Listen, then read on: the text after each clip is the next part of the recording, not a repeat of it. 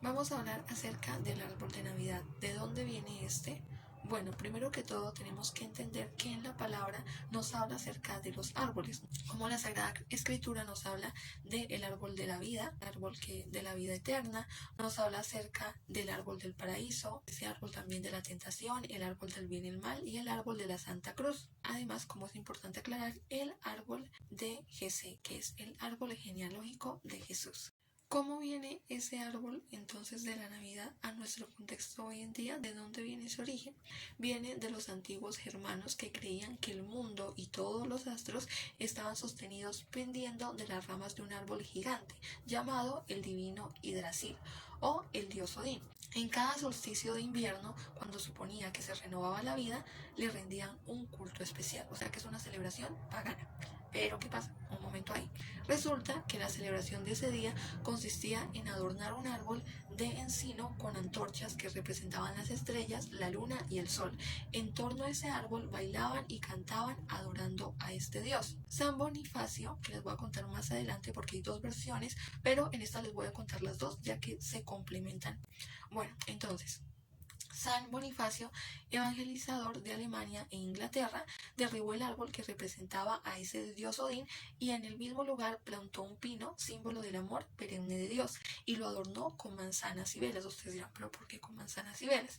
Porque las manzanas representaban el pecado original y los pecados del hombre, mientras que las velas representaban a Cristo, la luz del mundo y la gracia que reciben los hombres que aceptan a Jesús como Salvador. Esta costumbre se difundió por toda Europa en la Edad Media y con la conquista y migraciones llegó a América, que poco a poco fue evolucionando porque esas manzanas ahora son las esferas que colocamos en Navidad y las velas se cambiaron por esos foquitos, esas lucecitas que nosotros usamos que representan la alegría y la luz que Jesucristo trajo al mundo.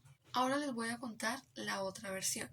San Bonifacio nació en Inglaterra alrededor del año 680, que ingresó a un monasterio benedictiano antes de ser enviado por el Papa a evangelizar a esos territorios que pertenecen a la actual Alemania. Primero fue como sacerdote y después como obispo. Bajo la protección del gran Charles Martel, Bonifacio viajó por toda Alemania fortaleciendo las regiones que ya habían abrazado el cristianismo, que ya tenían cierta fe, y llevó la luz de Cristo a quienes no la tenían. El santo conocía una comunidad de paganos cerca de Heismar que, en medio del invierno, iban a realizar un sacrificio humano, donde usualmente la víctima era un niño. Thor, ese dios del trueno, en la base de un roble al que consideraban sagrado y que era conocido como el roble del trueno. Bonifacio, acatando el consejo de un obispo hermano, quiso destruir el roble del trueno, no solo para salvar a esa víctima, a esos niños que eran sacrificados, y mostrar a los paganos que él no sería derribado por un rayo lanzado por Thor, porque se creía que entonces si no se cumplía esto, o que si se dañaba el árbol, entonces el dios Thor lo iba a matar. Entonces él quería demostrar lo contrario. El santo y sus compañeros llegaron a la aldea Navidad justo a tiempo para interrumpir el sacrificio. Con su báculo de obispo en la mano, Bonifacio se acercó a los paganos que se habían reunido en la base del roble del trueno y les dijo: aquí está el roble del trueno y aquí la cruz de Cristo que romperá el martillo del dios falso, Thor. El verdugo levantó un martillo para ejecutar al pequeño niño que había sido colocado para el sacrificio, o sea, la persona que creía en ese dios Thor. Pero en el descenso, el obispo extendió su báculo. El báculo es como decir una cosita así de los pastores, como un bastoncito de Navidad, esos blancos con rojo, esos bastoncitos, y milagrosamente rompió el gran martillo de piedra que ellos usaban para sacrificar a los niños y salvó al niño con el báculo. Después se dice que Bonifacio habló así al pueblo: escuchen, hijos del bosque, la sangre no fluirá esta noche, salvo que la piedad ha dibujado del pecho de una madre, o sea, y se refería a Jesús, porque esta es la noche en que nació Cristo, el Hijo del Altísimo, el Salvador de la humanidad. Él es más justo que Baldur el hermoso, más grande que Odín el sabio, más gentil que Freya el bueno. Desde su venida el sacrificio ha terminado. Varios dioses a los cuales ellos idolatraban. La oscuridad, Thor, a quien han llamado en vano, es la muerte. En lo profundo de las sombras de Niflheim, Él se ha perdido para siempre. Así es que ahora, en esta noche, ustedes empezarán a vivir. Este árbol sangriento ya nunca más oscurecerá su tierra. En el nombre de Dios voy a destruirlo. Entonces Bonifacio tomó un hacha que estaba cerca de ahí y, según la tradición, cuando la blandió poderosamente hacia el roble, una gran ráfaga de viento voló del bosque y derribó el árbol con raíces y todo. El árbol cayó al suelo y se rompió en 4 pedazos.